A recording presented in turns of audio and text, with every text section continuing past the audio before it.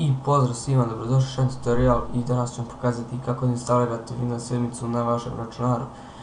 Prva stvar koja je potrebna jeste naravno da skinete operativni sistem. Ostavit ću vam link u opisu klipa i kada preuzmete to, znači naražete na disk ili ne pravite bootabilom flash. Pošto sam ja već narazao na disk, znači ja već to imam, tako da ja ću to raditi u ovom programu VirtualBox da ne bi opet instalirao sistem. Znači sve isto kao na računaru.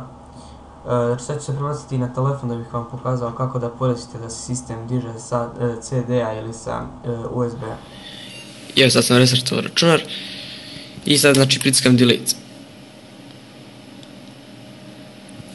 Zatim znači ušli smo u BIOS i idemo ovamo gdje piše boot, zatim idemo boot device priority i znači na prvom mjestu su hard diska stavite CD-ROM. Ako znači dižete sistem preko CD-a ili DVD-a. Ako slučajno dižete sistem preko USB flasha, znači idete gore ovo na početku što piše USB. Znači idemo CD-ROM, onda idemo SC, idemo F10 i idemo OK. I evo nas nazad, znači sada možemo da krenemo sa instalacijom. Idemo start, next, finish, to je to.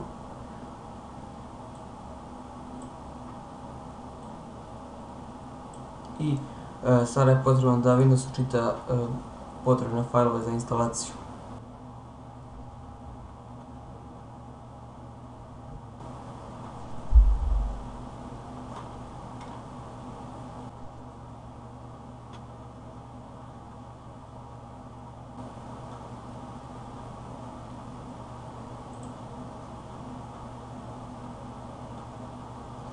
I znači sad ovdje možemo da idemo samo next, idemo install now i začekamo neko vreme.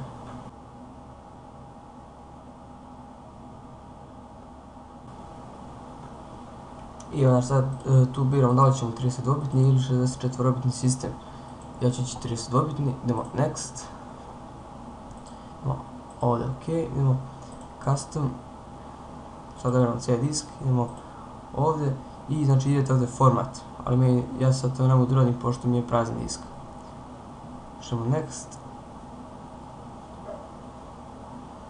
i sad je potrebno da začekamo da se završi cijela instalacija.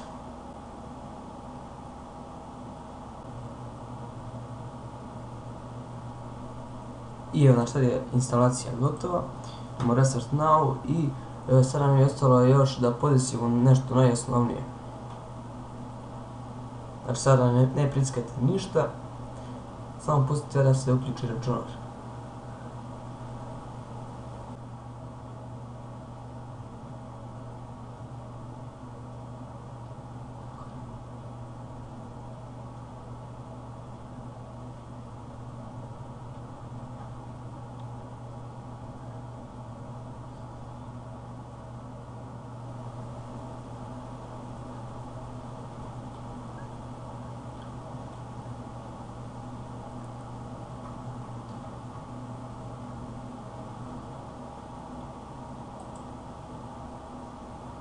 I sada se opet računar restartuje, znači sačekat ćemo još malo. Znači opet ne pritiskamo ništa.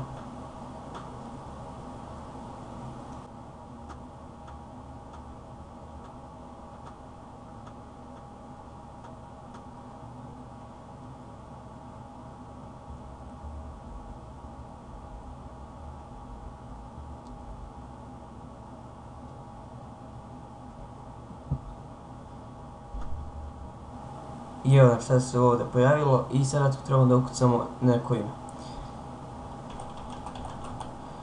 Idemo next, šifru neću stavljam, dobro znači ićemo ovdje prvo, znači da bi se updateovala samo, zatim nađete vašu vremensku zonu, znači meni je ova, idemo next i idemo public.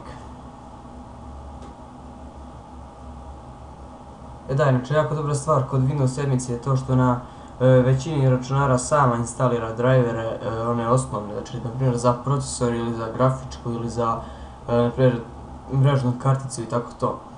To je inače jako dobra stvar.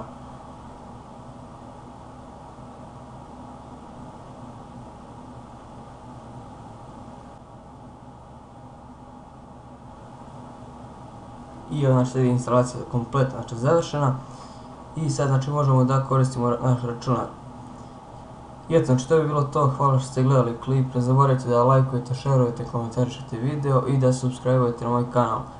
Vidimo u sljedećem klipu i to je to.